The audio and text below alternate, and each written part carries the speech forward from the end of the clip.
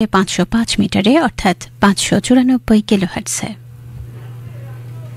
এখন শুনবেন শ্রোতাদের বিষয়ভিত্তিক চিঠি নিয়ে অনুষ্ঠান বুধ সকালে। উপস্থাপনা সুতপা চট্টোপাধ্যায়, সম্পাদনা রিয়া ঘোষ, প্রযোজনা ড মানস প্রতিম দাস।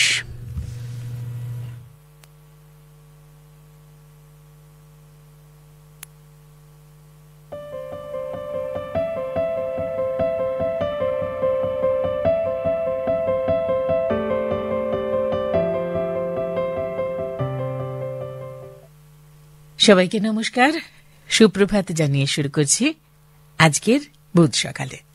বুধ সকালে অনুষ্ঠানে জুলাই মাসে আপনাদের জন্য বিষয় ছাতা কাহিনী। আপনারা লিখছেন maitrikatha@gmail.com এই ঠিকানায়, MAITREEKATH maitrikatha@gmail.com এই ঠিকানায়। এছাড়াও কেউ কেউ লিখছেন বুধ সকালে আকাশবাণী মৈত্রী, প্রযত্নের কেন্দ্র অধিকর্তা আকাশবাণী কলকাতা, আকাশবাণী ভবন, ইডেন গার্ডেন্স, কলকাতা 700001, পশ্চিমবঙ্গ, ভারত এই ঠিকানাতেও। প্রথম পড়ব দেউলি সবং, পশ্চিম মেদিনীপুর থেকে আসা তনুশ্রী মিশ্রর লেখা। রবি ঠাকুরের গৃহশিক্ষক অমরবাবুর কালো ছাতাটি মুষলধারা বৃষ্টির মধ্যেও যেমনভাবে আবির্ভাব ঘটত, তেমনি আমাদের মাস্টারমশাইও রোদ, জল, ঝড় সবিতেই ছিলেন অপ্রতিরোধ্য।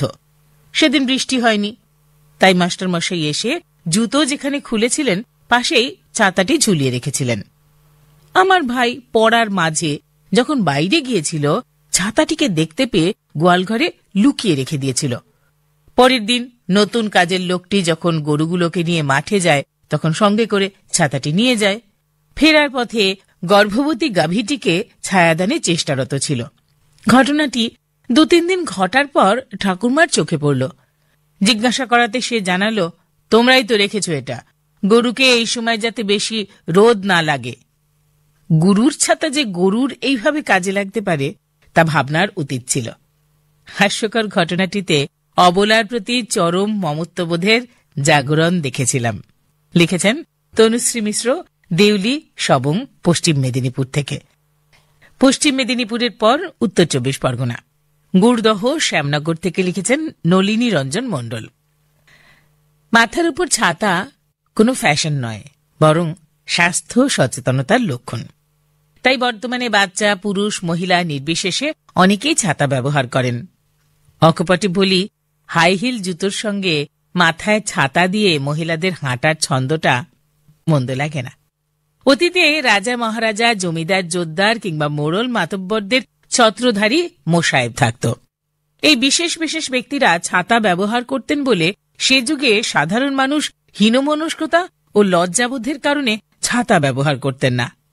6 দশক আগে নিজের চোখে দেখা এক গ্রাম্য মহিলার কথা আপনাদের শোনাই। এক বাদলা দিনে রিমঝিম বৃষ্টি পড়ছে। অনতিদূরে কলাবাগানের পাশের রাস্তা দিয়ে ছাতা মাথায় মুদিখানায় আসছেন এক মহিলা। হঠাৎ নজরে পড়ে বারান্দার দোকানের একদিকে এই অলস দিনে কয়েকজন বসে তাস খেলছেন। পুরুষ মানুষ দেখে ওই মহিলা তাড়াতাড়ি ছাতাটা মুড়ে কলার ঝাড়ের ভিতর রেখে মাথার ঘোমটা একটু টেনে লম্বা করে নিয়ে ভিজতে ভিজতে এসে ওঠেন দোকানে। কেনাকাটা করে আবার সেই ভিজতে ভিজতে কলা গাছের আড়ালে গিয়ে ছাতা খুলে মাথায় দিয়ে বাড়ির দিকে রওনা দিলেন। তোমার বিষয় ঘোষণার সঙ্গে সঙ্গে মনে পড়ে গেল আমার ছোট বয়সে দেখা সেই দৃশ্য। এখন ভাবি, সামান্য ছাতা মাথায় দিতে সে যুগের মহিলাদের এত লজ্জা। আজ কত পাল্টে গিয়েছে দিনকাল। লিখেছেন নলিনী রঞ্জন মণ্ডল, গুড়দহ শ্যামনগর, উত্তর 24 পরগনা থেকে। সত্যি আপনার লেখা থেকে আমরাও যেন সেদিনের গ্রাম জীবনের একটা ছবি চোখের সামনে দেখতে পেলাম। অনেকের কাছেই অচেনা এই ছবিটা। কুন্তলা ঘোষের লেখা পড়ব, এসেছে বিরাটি মহাজাতিনগর এয়ারপোর্ট রেসিডেন্সি, কলকাতা 51 থেকে। সালটা 1971। কার্তুজের কানাকানি আর বারুদের গন্ধ ভরা বাতাস। 71-এর সেই ভয়াবহ সময়ে নীললোহিত বাবু মাতৃহারা 2 কন্যাকে নিয়ে রাতের অন্ধকারে কোন রকমে এপারে চলে আসেন। কাজ নেই, কর্ম নেই, স্বজন বান্ধব নেই, নেই দুটো ভরপেট খাবার। এ ক্যাম্প ও ক্যাম্পে চলতে চলতে অবনীবাবুর সঙ্গে আলাপ। গৃহস্থ, সহৃদয়, মোটামুটি সচ্ছল চাষি পরিবারের উঠোনে এক কোণে ওঠে ছোট্ট টিনের একচালা নীললোহিত বাবুদের জন্য। অবনীবাবু ও নীললোহিত বাবুর ছেলেমেয়েরা মৈত্রী ও ভ্রাতৃত্বের বন্ধনে আবদ্ধ হয়। একদিকে যখন অবনীবাবু বীজ রোপণ করেন, হাল ধরেন নীললোহিতবাবু। এইভাবে সংসারের তরী এগিয়ে চলে। শত দারিদ্র্যের মধ্যেও এক রাত্রে এক বস্ত্রে ফেলে আসা দগদগে বেদনাময় অতীতে একটু একটু করে প্রলেপ পড়ে, ঠিক যেন ছাতার শিক থেকে পড়া বিন্দু বিন্দু বাড়ির মতো। উভয়ের ছেলেমেয়েরাই এখন সুপ্রতিষ্ঠিত। অবনীবাবুর ছত্রছায়ায় এসে নীললোহিত বাবুরা আজ সব পেয়েছির দেশে। অবনীবাবুর স্নেহ মায়া মমতার এক ছাতার তলায় এসে সেদিনের ছোট মাতৃহারা মেয়ে দুটির একজন উকিল আর একজন শিক্ষিকা। নীললোহিতের ধারায় আজ একুল ওকুল দুকুল বয়ে যায়। হোক ঝড়ঝঞ্ঝা, বয়ে যাক অবিরাম বৃষ্টিধারা। হাজার প্রতিকূলতায় মাথার উপর অবনীবাবুর মতো একটি ছাতা থাকলে হাজার ঝঞ্ঝাতেও মাথা তুলে দাঁড়িয়ে থাকা বেশ সহজ হয়। লিখেছেন কুন্তলা ঘোষ, বিরাটি, মহাজাতিনগর, এয়ারপোর্ট রেসিডেন্সি, কলকাতা 51 থেকে। শুভেন্দু সাউয়ের লেখা পড়ব বিশপুর, হাসনাবাদ, উত্তর 24 পরগনা থেকে এসেছে। বাবাকে তার প্রিয় পুত্রবধূ একটা নামী কোম্পানির ভালো ছাতা উপহার দিয়েছিলেন। সেটা বেশ পছন্দও হয় বাবার। নেড়ে চেড়ে দেখে খুশি মনে রেখে দিয়েছিলেন তাকের উপর। 3 দিন পর বাবা বাজারে নিয়ে গেলেন সেটিকে। সবাইকে দেখাতে হবে তো। কিন্তু কি যে হলো, এরোর সঙ্গে কথা বলতে বলতে কোথাও একটা ছাতা বাড়ি ফেলে চলে এলেন। আসার পরপরই বাবা বুঝতে পারলেন যে ছাতা গিয়েছে হারিয়ে। পুত্রবধূ জিজ্ঞাসা করল, বাবা, তোমার ছাতা কোথায়? বাবা হারিয়ে ফেলেছি না বলে বলল, আমার চেনা এক চায়ের দোকানে রেখে এসেছি, কাল গিয়ে নিয়ে আসব। পুত্রবধূর কেমন একটা সন্দেহ হলো। নতুন ছাতা দোকানে রেখে আসবেন বাবা? তাও কিছু না বলে অপেক্ষা করাই স্থির করল। পরদিন সকালে বাবা বাজারে গিয়ে একটা ছাতা কিনে আনলো। বাড়ি এসে বলল, বৌমা, এই দেখো সেই ছাতা। তুমি বোধহয় উদ্বিগ্ন হয়ে পড়েছিলে, তাই না? ভাবলে বুড়ো মানুষ ভুলে গিয়ে কোথায় হারিয়ে এলো ছাতাটা। কিন্তু পুত্রবধূ তো ভুলবার নয়। ছাতাটা নেড়ে চেড়ে সপাটে বলল, এই ছাতা তো সে ছাতা নয় বাবা, এটা তো কম দামে সস্তার একটা ছাতা। বাবা প্রথমে একটু চুপ, তারপর মুখে হাসি টানার চেষ্টা করে বলল, আসলে কি জানো তো, ওটা গতকাল হারিয়ে ফেলেছি, তুমি কষ্ট পাবে তাই বলিনি। লিখেছেন শুভেন্দু সাউ, বিশপুর, হাসনাবাদ, উত্তর 24 পরগনা থেকে। রেখা কুণ্ডু লিখেছেন বড় বালিডাঙ্গা, কল্যাণদহ, নদিয়া থেকে। আকাশে মেঘের ঘনঘটা। কিছুক্ষণের মধ্যেই মুষলধারে বৃষ্টি নামল, কিন্তু বাড়ির কর্তার দুপুর থেকে দেখা নেই। আমাকে না বলে তো কোথাও যায় না। হঠাৎ দেখি সন্ধ্যার পর ঝমঝমে বৃষ্টি মাথায় একেবারে শেয়াল ভেজা হয়ে বাড়ি ফিরলেন। বললাম, যেখানেই যাও ছাতাটা নিয়ে তো বেরোতে হয়। কিছুক্ষণ পর বললেন, ছাতাটা যে কোথায় ফেললাম। জিজ্ঞাসা করলাম, কোন ছাতাটা? সেই লম্বা ডামাটওয়ালা ব্রিটিশ আমলের ছাতাটা, নাকি শেখ বাঁকা, একটু বাতাস লাগলে উল্টে যায় সেই ছাতাটা? কিছুক্ষণ চুপ থেকে বলল, এই এবার ভাইফোঁটায় তোমার ভাই তোমাকে যে ফোল্ডিং ছাতাটা গিফট করেছিল সেই ছাতাটা। শুনে তো আমার মাথা গেল বিগড়ে। ছাতা নিয়ে অনেকক্ষণ ধরে চেঁচামেচি করলাম। দিশা না পেয়ে বলল, এই থামো থামো, মনে হচ্ছে আমার প্রেশারটা বাড়ছে। বৃষ্টির মধ্যে রান্নাঘরে যেতে গিয়ে ছাতা খুঁজতে গিয়ে দেখি পুরনো ছাতা দুটোও নেই। কবে হারিয়ে ফেলেছে? পরে জানতে পারলাম লুকিয়ে লুকিয়ে বন্ধু বিশুর সঙ্গে সিনেমা দেখতে গিয়ে সিনেমা হলে ঘুমিয়ে পড়ে। ঘুম ভেঙে আর ছাতা খুঁজে পায় না। চোরের তো আর অভাব নেই, কে তুলে নিয়েছে কে জানে। এই করেই 3টে ছাতাই হারিয়ে বসল।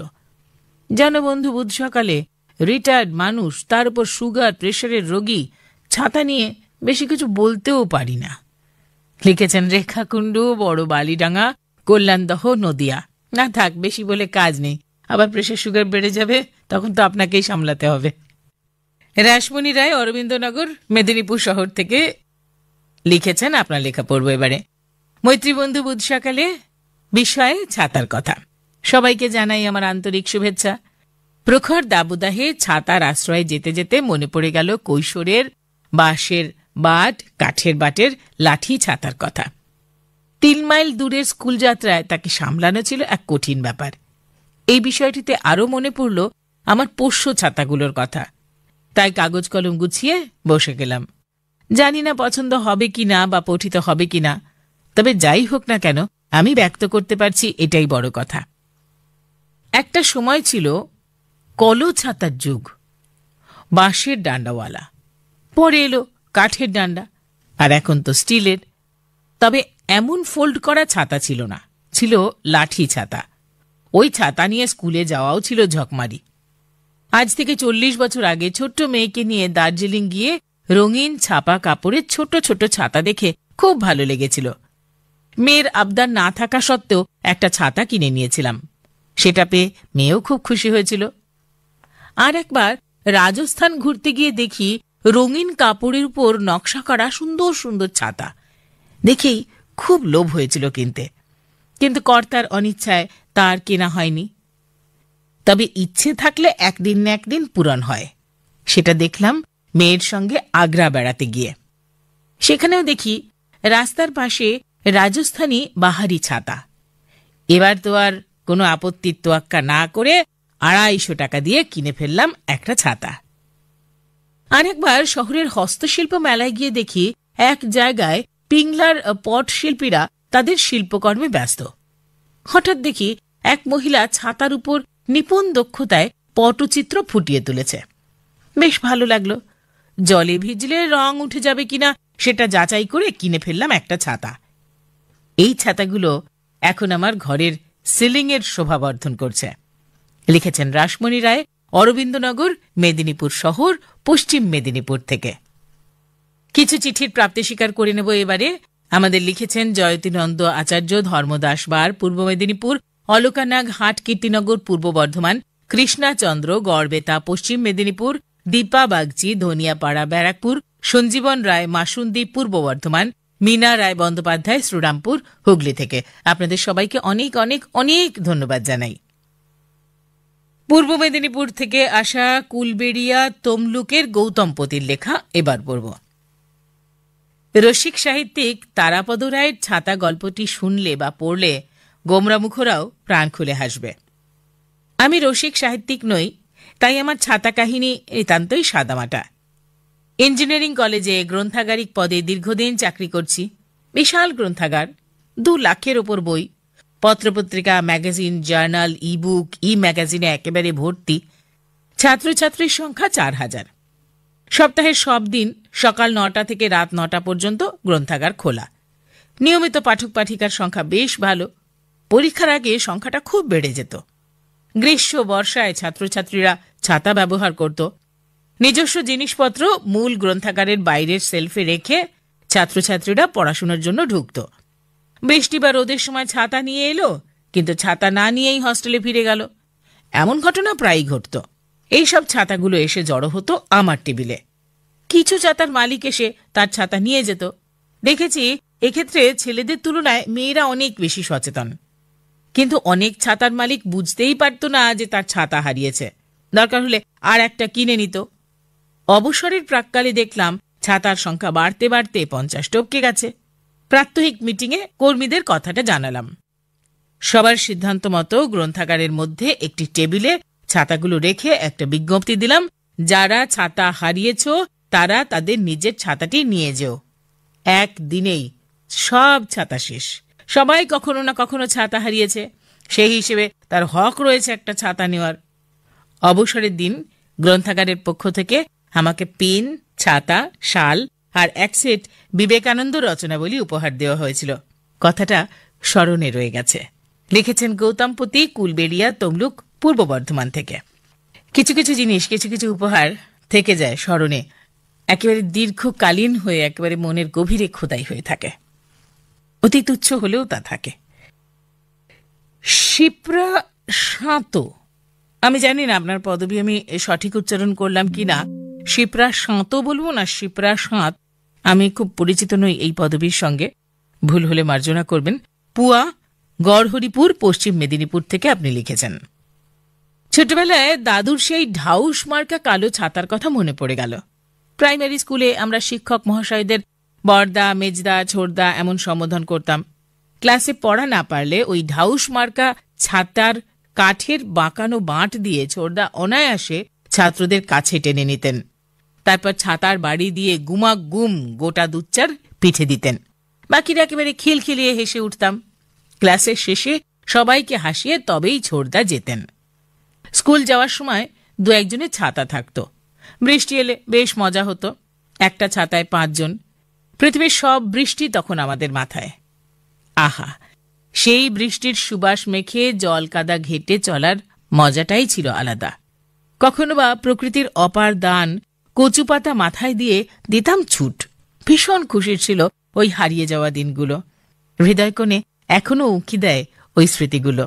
সত্যি আপনার লেখা পড়তে পড়তে ওই কচু পাতা মাথায় দিয়ে বৃষ্টি ভেজার দিনগুলো আমারও মনে পড়ল। কলেজে পড়ার সময় ছোটকা একটা গোলাপি রঙের ছাতা উপহার দেন। আমার খুব প্রিয় ছিল ওই গোলাপি বন্ধুটি। ওকে খুব যত্ন করে ব্যাগে রাখতাম। নিজে রোদে পড়লেও ওকে কষ্ট দিতাম না। তবে বৃষ্টি এলে গোলাপি বন্ধুকে মাথায় নিয়ে চলতাম খুশির আমেজে। আজও ওকে আদরে সোহাগে রেখেছি যত্ন করে।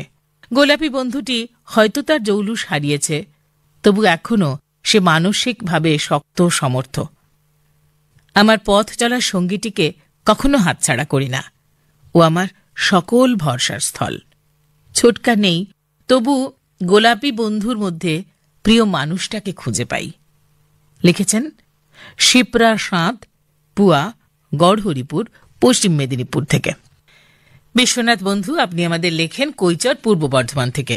আজ লিখেছেন, অফিস টাইমে দুর্গাপুর থেকে ভিড় বাসে সিটি সেন্টার পৌঁছে দেখি প্রথম জামাই ষষ্ঠীতে শাশুড়ি মায়ের কাছ থেকে পাওয়া দামি ছাতাটি আমার সাইড ব্যাগ থেকে উধাও। কন্ডাক্টরকে বলছি, ভাই, একটা ছাতা আপনার বাসে খোয়া গিয়েছে। বলা মাত্র দেখি এক ভদ্রমহিলা জানলা দিয়ে ছাতাটা এগিয়ে দিয়ে বলছেন, আমার বেনিটা ভারী লাগছিল, দেখলাম একটা ছাতা ঝুলছে, এটা কি আপনার? বললাম, হ্যাঁ দিদি ভাই, ওটা আমারই। বর্ধমান থেকে হাওড়া যাওয়ার পথে হাওড়া ঢোকার আগে ট্রেনের যান্ত্রিক সমস্যায় ট্রেন পৌঁছতে 1.5 কিলোমিটার বাকি থাকতেই থেমে গেলাম। আমরা 2 বন্ধু ছাতা নিয়ে হাঁটতে হাঁটতে দেখলাম এক যুবতী প্রখর রোদে মুখটা আড়াল দিয়ে পথ হাঁটছে। বন্ধুটি তাকে ছাতায় আসতে বলায় সে এলো এবং অনেক গল্পে মশগুল হল। পরে ফোন আলাপে তাদের সঙ্গে একটা প্রেমের সম্পর্ক গড়ে উঠল। বন্ধু, একটা স্কুল জীবনের ঘটনা মনে পড়ে গেল। তখন 6ষ্ঠ শ্রেণী। পায়ে হেঁটে প্রকাণ্ড একটা বাঁশের বাঁটের ছাতা মেলে স্কুল থেকে ফিরছি। দমকা হাওয়ায় ছাতা হাত ফসকে উঠতে লাগলো। ছাতাও যত ওড়ে, আমিও তত ছুটি। শেষে ছাতা উড়ে গিয়ে পড়ল ক্যানেলের জলে।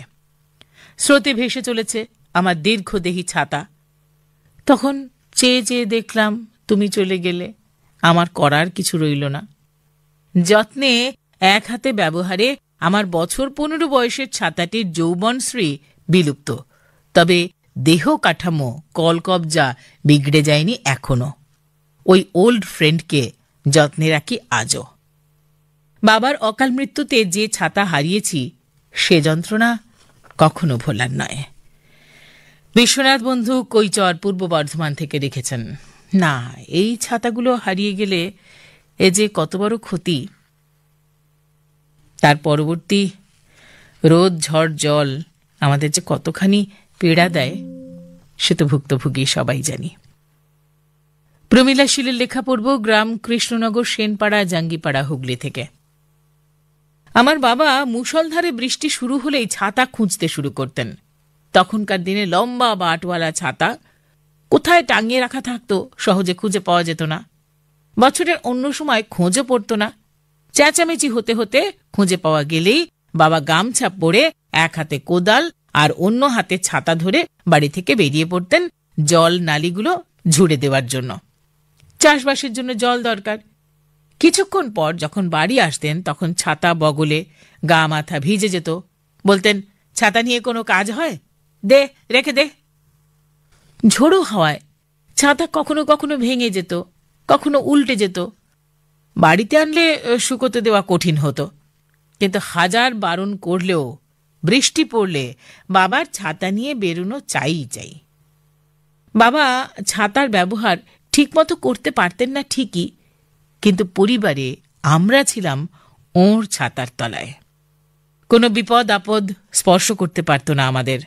রক্ষাকর্তা হয়ে একাই সব সামলাতেন। বাবা চলে গেছেন, এখন আর সেই ছাতা ধরার কেউ নেই।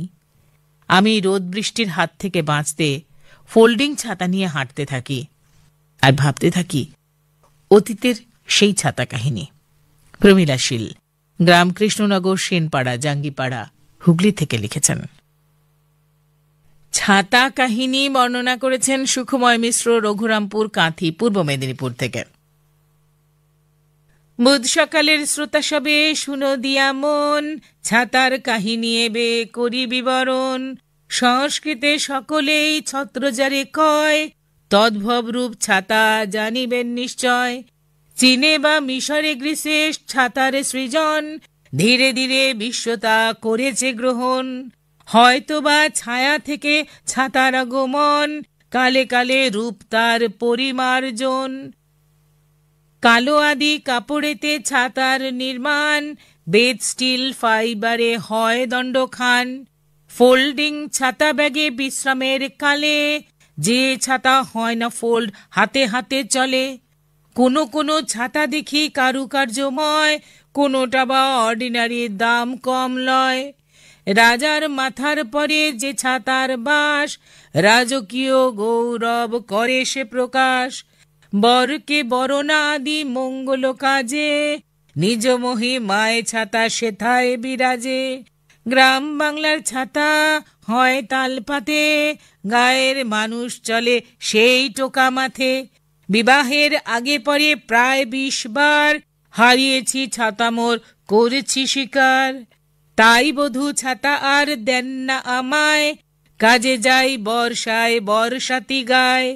রোদ্দুরে খালি মাথা তপ্ত জীবন, ছাতা হারাবার ফলে কঠিন জীবন। ছত্র উভয় লিঙ্গ মনোব্যাকরণে, লেডিজ ও জেন্টস ছাতা সকলেই জানে। সুখময় মিশ্র, রঘুরামপুর, কাঁথি, পূর্ব মেদিনীপুর থেকে ছাতা কাহিনী বর্ণনা করেছেন।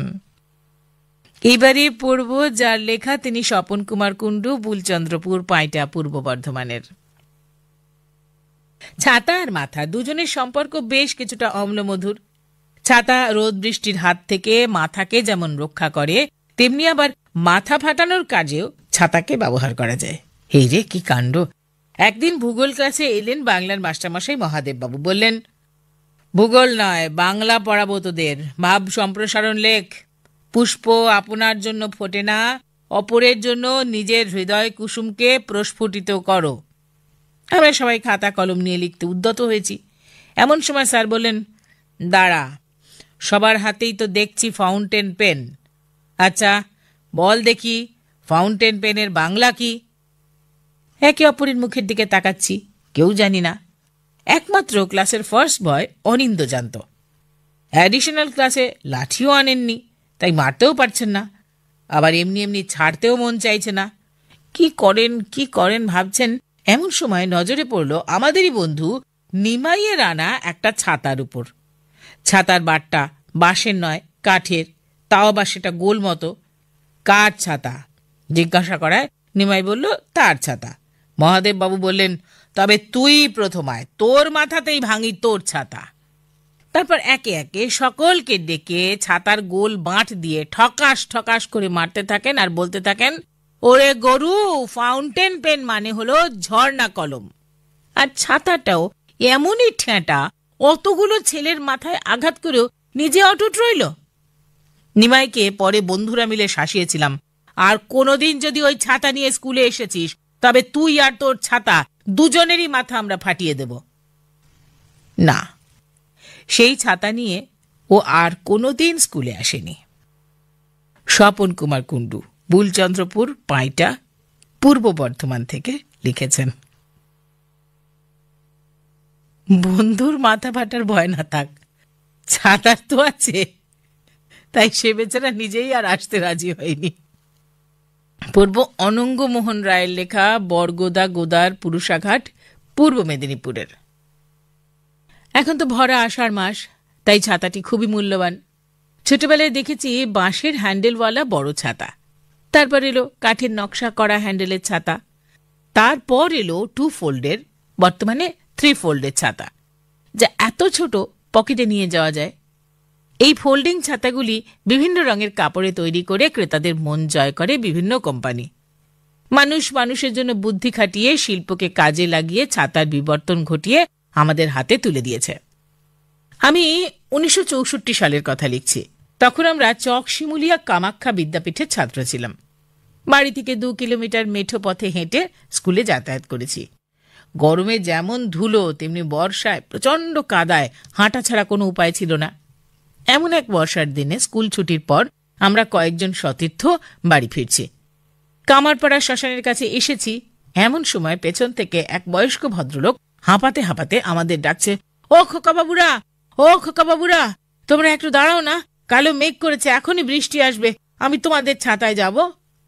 আমি বললাম, আপনার বগলেই তো একটা ছাতা দেখছি। উত্তরে উনি বললেন, ছাতাটা আজকেই নতুন কিনেছি তো, ভেজাবো না। শুনে আমরা তো হেসেই খুন। অনঙ্গ মোহন রায় লিখেছেন বরগোদা গোদার পুরুষাঘাট, পূর্ব মেদিনীপুর থেকে। পিউপা ঘোষের লেখা দিয়ে শেষ করব আজকের অনুষ্ঠান। শুকডাল বুদবুদ, পূর্ব বর্ধমান থেকে লিখেছেন, কইরে নরহরি, ও নরহরি, পালকি এলো? হলুদ কাপড়টা নিয়েছিস তো? সময় যে বয়ে যায় বাবা। এই যে ঢাক, বাজাও বাজাও, জোরে জোরে বাজাও। নরহরি, ছাতা? হ্যাঁ বাবু, নিয়েছি। দুর্গাপুজোর সপ্তমী সকালে রাজবাড়ির পুজোর নবপত্রিকা তথা কলাবউ আনতে চলল। ঢাক, ঢোল, কাঁসর ঘণ্টা, সঙ্গে একটি ঢাউস রূপোর ছাতা, তার প্রান্তভাগে সুন্দর লাল শালুর কুচি, কুচির সঙ্গে ছোট্ট ছোট্ট ঝুমকো। ছাতা ঘোরালেই রিং রিং করে একটি শব্দ। যখন সপ্তমীর পুবালি ছটা তার উপর পড়ে, মনে হয় এ বুঝি স্বর্গীয় কোনো বস্তু। সাধারণ লোকের মনে প্রশ্নচিহ্নের উঁকি, ছাতাটি কত ভরি হবে বাপু? মাপ পরিমাপ বা বয়স কেউই কিন্তু সঠিক বলতে পারে না। ঘট চলে এলে ছাতা মুছে সিন্দুকজাত করার দায়িত্ব নরহরির। পরদিন মায়ের অষ্টমীর ভোগ আসে বণিক বাড়ি থেকে। ভোগ বহনকারীর মাথায় যে ছাতাটি ধরা হয় সেটি আবার নীল মসলিন বস্ত্রের, তাতে সোনার মিনাকারি কাজ। একটি দুটি গাঢ় রক্তবর্ণের কোনো মূল্যবান চুনিরও দেখা মেলে, তবে এতে কোনো ঝুমকো নেই। তারপর দিন হল নবমী। মা উমা আমার একটু রক্তের স্বাদ নিয়ে থাকেন, কিন্তু পাশের মন্দিরে বিরাজমান মহাপ্রভু ঘনশ্যাম তো আর এসব দেখতে পারেন না, তাই তিনি গায়ের শেষে বৈষ্ণব গৃহে গিয়ে একাদশী অবধি অধিষ্ঠান করেন। তার ছাতাখানি আমার বড্ড পছন্দের, একদম ছোট্ট, তপ্ত কাঞ্চনবর্ণা, স্বর্ণ সিংহাসনের উপর বসানো। আমি যখন খুব ছোট তখন শুধুই মনে হতো ওই ছাতাটি পেলে আমার পুতুলের ছাতা করব। এই ছাতাগুলো হাজার হাজার বছর ধরে নিজের কাহিনী বলে আসছে। পরিবর্তন শুধু আমরা নয়, দেখেছে এরাও। লিখেছেন পিউপা ঘোষ, শুকডাল বুদবুদ, পূর্ব বর্ধমান থেকে। আজ তাহলে এখানেই শেষ করি। সবাই ভালো থাকুন, সুস্থ থাকুন। বর্ষা তো, একটু সাবধানে থাকুন। নানান রকম ছোটখাটো অসুখ বিসুখ এই সময়টা কিন্তু লেগেই থাকে, কাজে একটু সাবধান থাকা ভালো। সঙ্গে ছিলাম সুতপা চট্টোপাধ্যায়। অনুষ্ঠানটির সম্পাদনায় রিয়া ঘোষ, প্রযোজনা ডক্টর মানস প্রতিম দাস।